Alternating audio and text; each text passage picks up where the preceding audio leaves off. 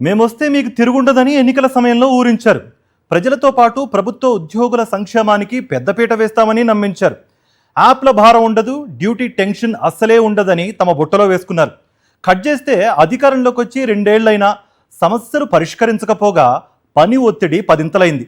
ప్రభుత్వ కార్యక్రమాలు, జూమ్ మీటింగులు, రివ్యూలకు తోడు రోజుకో కొత్త సర్వే పేరుతో ఉద్యోగులు నలిగిపోతున్నారు.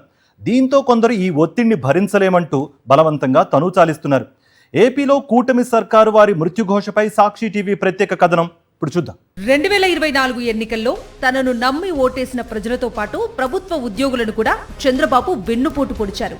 చంద్రబాబు తమకేదో చేసిస్తాడని బోలెడన్ని ఆశలు పెట్టుకున్న ప్రభుత్వ ఉద్యోగులు ఇప్పుడు పని భారంతో అల్లాడిపోతున్నారు.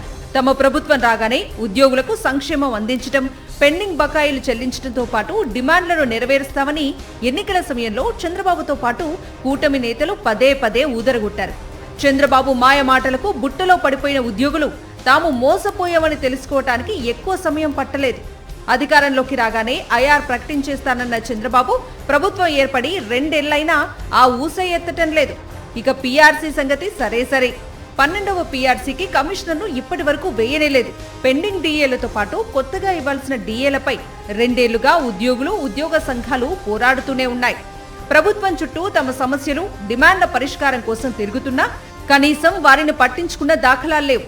ఓవైపు నెల అప్పులు తెస్తూ 2 ఏళ్లలోనే రికార్డు స్థాయిలో 3.45 లక్షల కోట్లు అప్పులు చేసి ప్రజలనెత్తిన భారం పెట్టిన చంద్రబాబు, ఆయన మంత్రులు ప్రభుత్వ ఉద్యోగులను దోషులుగా ప్రజల ముందు నిలబెట్టే ప్రయత్నం చేస్తున్నారు.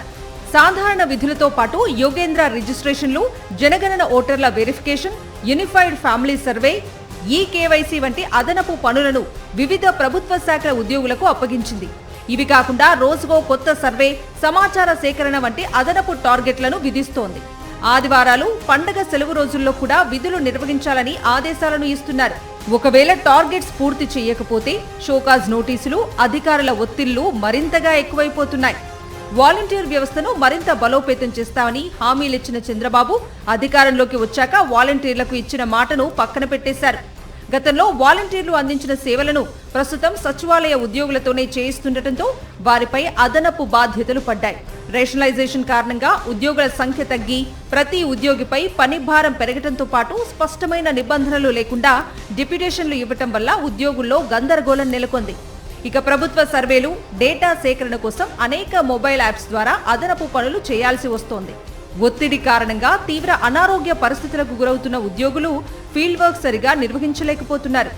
ఇలా నిత్యం తాము నిర్వహించాల్సిన విధులకు అదనంగా సర్వేలు, యాప్ల పేరుతో ఇస్తున్న టార్గెట్స్ ను పూర్తి చేయలేక, ఉన్నతాధికారుల నుంచి వస్తున్న ఒత్తిడిని తట్టుకోలేక కొందరు ఆత్మహత్యలకు పాల్పడుతున్నారు. ఇటీవల కర్నూలు జిల్లాలో VRO SMD Shaik Mahmood Hussain suicide note రాసి మరీ ఆత్మహత్య చేసుకున్న ఘటనే ఇందుకు నిదర్శనం. ఇప్పటికైనా తమపై పని భారాలను తగ్గించాలని, సర్వేల పేరుతో తమ జీవితాలతో ఆటలాడుకోవద్దని, లేని పక్షంలో ప్రభుత్వంపై తిరుగుబాటు తప్పదంటున్నారు గ్రామ, వార్డు సచివాలయ ఉద్యోగులు. మరోవైపు పని భారాన్ని పెంచుతూనే ఏపీఎస్ఆర్టీసీని ప్రైవేటీకరించేందుకు ప్రభుత్వం అడుగులు ముందుకేస్తోంది. వైఎస్ జగన్ హయాంలో ఆర్టీసీని ప్రభుత్వంలో విలీనం చేయడం ద్వారా ఉద్యోగులకు భద్రత దక్కితే, చంద్రబాబు ఇప్పుడు ఆర్టీసీని అమ్మేసేందుకు ఎలక్ట్రికల్ బస్సులను బూచిగా చూపిస్తుండటం పట్ల తీవ్ర అభ్యంతరం వ్యక్తం చేస్తున్నారు. జూన్ 8న అన్ని సంఘాలతో రౌండ్ టేబుల్ సమావేశం నిర్వహించి భవిష్యత్ కార్యాచరణ ప్రకటిస్తామంటున్నారు ఆర్టీసీ ఉద్యోగ సంఘాల నేతలు.